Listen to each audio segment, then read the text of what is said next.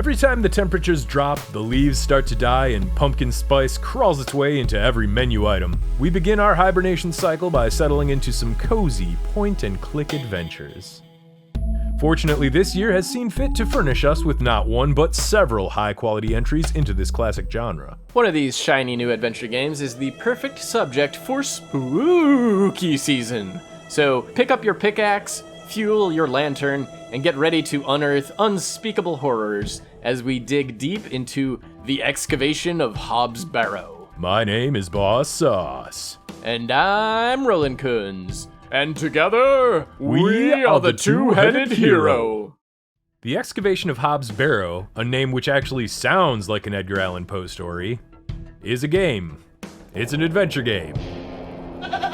And it's the latest in a long line of point-and-clickers from developer Cloak and Dagger Games and publisher Wadget, both of whom are known for adventure games with quality storytelling and inventive settings. When we say horror game, we want to make it clear that Hobs Barrow is not your standard issue spooky walking sim, or run-of-the-mill Five Nights at Freddy's jump scare fest. No, instead what we have here is a slow burn tale of terror. At its core, Hobs Barrow is an old-school inventory puzzler that recalls some of the best work from Sierra or Infogrames.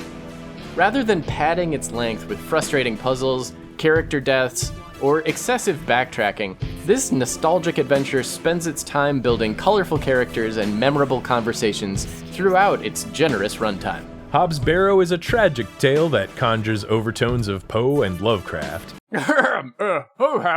'Tis I, H.P. Lovecraft. I definitely wanted to have sex with fish. The first few acts of the game are more centered around talking to the townsfolk and unraveling the mysteries surrounding Bewley, as well as divining the location of the barrow itself, and the close-up scares do a good job of injecting creepiness into what would normally be a mundane moment. I appreciate a good Ren and Stimpy style close-up. I mean, these are really good. There's one right at the beginning where there's an alcoholic breathing his booze breath into your face, and he's like, "Hello, love, give us a kiss." And you can choose to slap him in the face, you can choose to remind him of his wife, or you can just go with it. So I do like that you have a little bit of agency here right off the bat. Travel back with us to the English countryside of the 1860s and take on the role of Thomasina Bateman, an antiquities hunter who aims to follow in her father's footsteps by documenting burial mounds in the far corners of the country. After receiving an invitation to unearth one such barrow near the sleepy village of Bewley, our heroine finds herself stranded and strapped for cash at the Plough and Furrow Inn. Her search for the barrow becomes entangled in a complex story that stretches its tendrils into the folklore of Bewley and the moors that surround it. At first, the villagers are reticent towards Thomasina, but as she wins her way into the hearts of these country folk by assisting them with their needs and wants and stupid little chores. Yeah. Mop my floor for me. Hey, could you please wipe my buttocks? As she wins her way into the hearts of these country folk by assisting with their needs and wants and arbitrary bullshit, confounding details begin to emerge. A reclusive lord? Feral forest people? Do we got some kind of cult situation going on? What about the legends of a spooky little goblin man? Is this mangy cat following you around? What's up with the hallucinogen goat? Through these revelations, Thomasina finds further disturbing connections between the townsfolk and her own past. Her continual flashbacks and inexplicable blackouts further enforce these links as the plot circles around the mysterious barrow like a snake constricting its prey. The game's later acts are more of a surreal puzzle gauntlet, losing its grounding and shifting the tone from the subtlety of Poe's realism-rooted horror to the inexplicable terror of Lovecraft. 'Tis I, H.P. Lovecraft. Turns out it was all rooted in racism. The deeper Thomasina travels within Hobs Barrow, the more she questions her own reality. A lost civilization beckons from below, spilling over with the trappings of ancient elder gods as their universe threatens to bleed ever further into hers. Gameplay trappings are gonna feel familiar to anyone that's moved a mouse around inside a Scum VM or Adventure Game Studio title in the last 30 years. Left click to walk and talk, right click to examine stuff.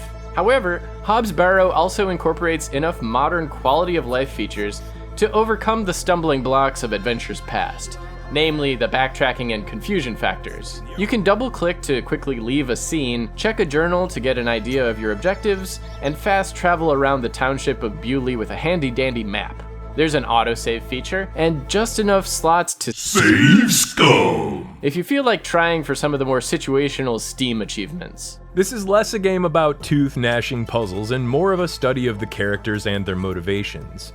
Occasional inventory-based item puzzles are sprinkled throughout the game, but none of these are exceptionally challenging. There were definitely a couple puzzles where I found myself squinting at the screen and going, nah, it can't be that obvious, can it? Most of the puzzles make logical sense. Use hanky on Drippy Nose Man? It can't be that easy. You're gonna have to, trick the guy into using a hanky. Using a hanky's actually against my religion, governor. Oh, but the missus don't like my drippy nostrils. So what you have to do in that puzzle is you have to write in his Bible when he's not looking. Yeah, you have to quick rewrite the Bible, and then it's cool. Seems to have something to do with hankies are okay. Most of the puzzles make logical sense and provide a welcome addition to the story exposition, playing into the game's pacing rather than working against it. There's a lot of sequences that play out in a familiar fashion. Find item A to give to person B, but first you need to accomplish action C. If the puzzles were the focal point, Hobs Barrow might feel like well-worn territory, but the storytelling and presentation give this game a personality all its own. Fully voiced characters also go a long way to bringing Bewley to life, and the voice work in Hobs Barrow is impeccable. Thomasina naturally has a ton of dialogue, because, she's the main character, but she's a joy to listen to. Her grace under fire and politely measured reactions to even the most rude or repulsive villagers really steal the spotlight. Mind your own business, lass. You really are quite helpful, aren't you? Bah. Her subtle humor hits just as well as her moments of academic wonderment, and when she recounts the traumatic events of her past with calm detachment, you can hear the pain creeping into her voice. What sort of god would allow this fate to befall such a kind and honest man? I'm sorry to hear this. This level of quality extends to the rest of the cast as well. The role of a drunk is notoriously hard to nail, but Arthur Tillett comes off as a conflicted soul that's trying to keep some terrible secret. Yes? Well, there were a man in the loo. A hooded man. Even the child voice actors all sound believable and not like an adult doing little kid voice impressions, which is something games see all too often. Wally took Myrtle. Pardon? He took her and ran off. I hate him. A couple of the minor roles had some noticeable variance in recording quality. Another strumpet looking to find her way into his lordship's bedchambers, I see. I'm nothing of the sort. But even these roles had consistent accents and excellent direction, unlike our accents, which suck. And our direction, which is Poor.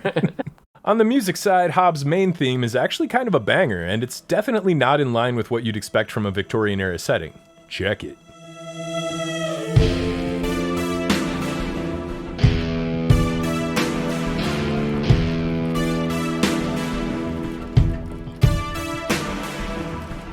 Most of the background music is some floaty synth landscapes with a few other surprises sprinkled in, like the performance of a traveling troubadour or this kid's rippin' violin solo.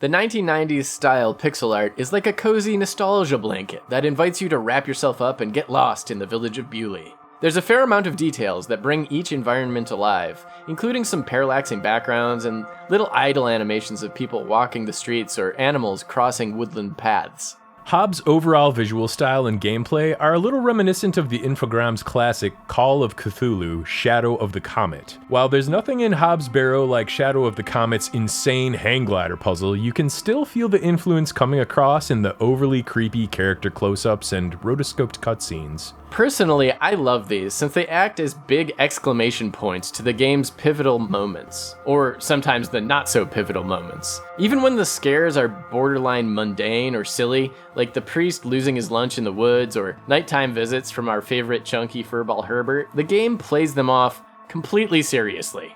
And some of the later ones have striking visuals that stick in your head long after the credits roll, long enough to make you wonder if the curse has taken hold of you. Ooh. The Excavation of Hobs Barrow is a masterclass in an older, more methodical style of storytelling, which is not often seen in today's video game landscape. If you're just out for cheap thrills this spooky season, the game's deliberately paced web of mystery might not be for you. But if you're the type that likes to turn off the lights, turn up the speakers, and let yourself drift into a spooky story, this one is well worth your time. If you want to help us in our quest while we dig up the elusive artifacts of gaming past, or appraise the newly formed gems of the indie scene, please consider sharing this video with your social media buddies and hitting that tiny red subscribe button. Tap the little bell. There's a little bell icon down there, and it does something super cool if you click on it with your mouse cursor. And of course, if you'd like to share your tales of gaming memories past, or have an idea for something you'd like to see on the channel, why don't you leave us a comment, or flip us the bird on Twitter. Thanks again for watching, and we'll see you on the next Two-Headed Hero. You thieving bint! I'll have your guts for garters! Oh, stick it where the sun don't shine, you bitter old sow!